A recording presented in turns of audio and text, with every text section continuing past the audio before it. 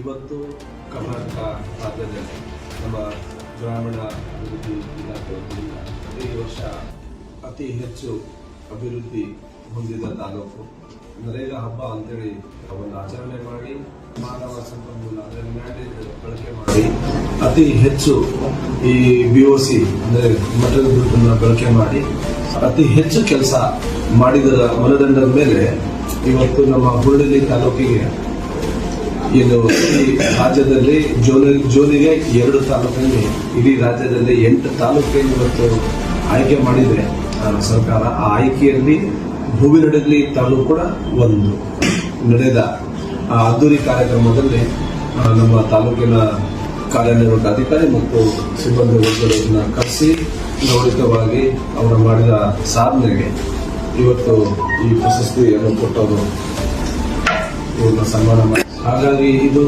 ಕೇವಲ ತಾಲೂಕ್ ಪಂಚಾಯತಿ ಗ್ರಾಮ ಪಂಚಾಯತಿ ಅಧಿಕಾರಿಗಳಿಗೆ ಅಷ್ಟೇ ಅಲ್ಲ, ಇಡೀ ಹೂವಿನಡಗಲಿ ತಾಲೂಕಿಗೆ ಇದೊಂದು ಸಂತಸದ ಸುದ್ದಿ ಮತ್ತು ಇದು ಹೆಮ್ಮೆ ಪಡುವ ಸುದ್ದಿ. ಇತಿಹಾಸದಲ್ಲೇ ಮೊದಲ ಬಾರಿಗೆ ಅತಿ ಹೆಚ್ಚು ಅನುದಾನವನ್ನು ಬಳಕೆ ಮಾಡಿಕೊಂಡು ಅಭಿವೃದ್ಧಿ ಹೊಂದುತ್ತಿರುವ ಆ ತಾಲೂಕುಗಳನ್ನ ಇವತ್ತು ಆಯ್ಕೆ ಮಾಡಿ ಇವತ್ತು ಈ ಪ್ರಶಸ್ತಿಯನ್ನು ಕೊಟ್ಟಿದ್ದಾರೆ. ಹಾಗಾಗಿ ಗೊತ್ತಾಗಲಿ ಮುಂದಿನ ದಿನಗಳಲ್ಲಿ ಇನ್ನೂ ಹೆಚ್ಚಿನ ಅಭಿವೃದ್ಧಿ ಕಾರ್ಯಕ್ರಮಗಳನ್ನು ಅಂದರೆ ಅಸೆಟ್ ಕ್ರಿಯೇಷನ್, ಆಸ್ತಿಗಳು ನಿರ್ಮಾಣ ಮಾಡುವ ಒಳ್ಳೆ ಒಳ್ಳೆ ಕೆಲಸಗಳು ಈ ನರೇಗಾ ಸ್ಕೀಮಿಂದ ಆಗಲಿ ಅಂತೇಳಿ ಹೇಳ್ತಾ ಇವತ್ತಿಗೆ ಒಂಥರ ಫ್ರೀಡಮ್ ಆಗಿ ನಮಗೆ ಅಭಿವೃದ್ಧಿ ಮಾಡಲಿಕ್ಕೆ ಇದು ಕೇಂದ್ರ ಸರ್ಕಾರದ ಒಂದು ಅತಿ ಉತ್ತಮವಾದ ಯೋಜನೆ ಅಂತೇಳಿ ನಾನು ಹೇಳ್ತಾ ಬಂದಾಗಿಂದ ನಿರಂತರವಾಗಿ ಗ್ರಾಮ ಪಂಚಾಯತಿಯ ಅಭಿವೃದ್ಧಿ ಅಧಿಕಾರಿಗಳು ಮತ್ತು ನಮ್ಮ ಕಾರ್ಯನಿರ್ವಾಹಕ ಅಧಿಕಾರಿಗಳೊಂದಿಗೆ ಚರ್ಚೆ ಮತ್ತು ಸಭೆಗಳು ನಿರಂತರವಾಗಿ ನಡೆಸ್ತಿರ್ತೀನಿ. ಆ ಅನುದಾನದಿಂದ ಯಾವ ರೀತಿ ನಾವು ಬಳಕೆ ಮಾಡಬೇಕಂತ ಇವತ್ತೇನೋ ನಮ್ಮ ಗ್ರಾಮಗಳಿಗೆ ಚರಂಡಿ ವ್ಯವಸ್ಥೆ ಇದ್ದಾರೆ, ಎಷ್ಟೇ ಕ್ಲೀನ್ ಮಾಡ್ತಾ ಇದ್ರು ಕೂಡ ನಿರಂತರವಾಗಿ ಕ್ಲೀನ್ ಆಗ್ತಾ ಇದ್ರು ಕೂಡ ನಿರಂತರವಾಗಿ ಅದರೊಳಗಡೆ ಕಸ ಕಡ್ಡಿಗಳನ್ನ ತುಂಬಿ ಕೊಳ್ತು ಹೋಗಿ ಬೇರೆ ಬೇರೆ ರೋಗ ರುಜಿನಗಳು ಉದ್ಭವ ಆಗೋ ಪರಿಸ್ಥಿತಿಯಲ್ಲಿ ಇವತ್ತೇ ನಮ್ಮ ಗ್ರಾಮಕ್ಕಿದ್ದಾರೆ.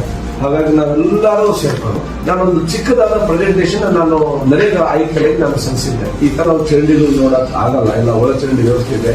ನಮ್ಮ ಗ್ರಾಮಗಳಿಗೆ ಯಾಕೆ ಆಗಬಾರ್ದು, ಒಳ ಚರಂಡಿ ಮಾಡಿ ಅಲ್ಲೊಂದು ಇಲ್ಲೊಂದು ಚೇಂಬರ್ಗಳು ಮಾಡಿ ಎಲ್ಲಿನೂ ಇಲ್ಲಿ ಚರಂಡಿ ಇದೆ ಅನ್ನೋದು ಗೊತ್ತಾಗಲ್ಲ ರೀತಿಯಿಂದ ಯಾಕೆ ಮಾಡಬಾರ್ದು. ಆದ್ರೆ ಈ ಒಳ ಚರಂಡಿ ಇದ್ದಾಗ ಅವರು ಬಹಳ ಖುಷಿ ಪಟ್ಟರು, ಯಾರು ನರೇಗಾ ಆಯ್ತು. ಇವತ್ತು ಆ ಸ್ಕೀಮ್ ಅಡಿಯಲ್ಲಿ ನನಗೆ ಇವತ್ತು ಹೆಮ್ಮೆ ಆಗ್ತಾ ಇದೆ. ಇದು ನಾನು ತಗೊಂಡೋಗಿ ಪ್ರೆಸೆಂಟೇಷನ್ ಕೊಟ್ಟಿದ್ದಕ್ಕೆ ಅದು ಇಂಪ್ಲಿಮೆಂಟ್ ಆಗ್ತಾ ಇದೆ ಅಂತ ಹೇಳಿ.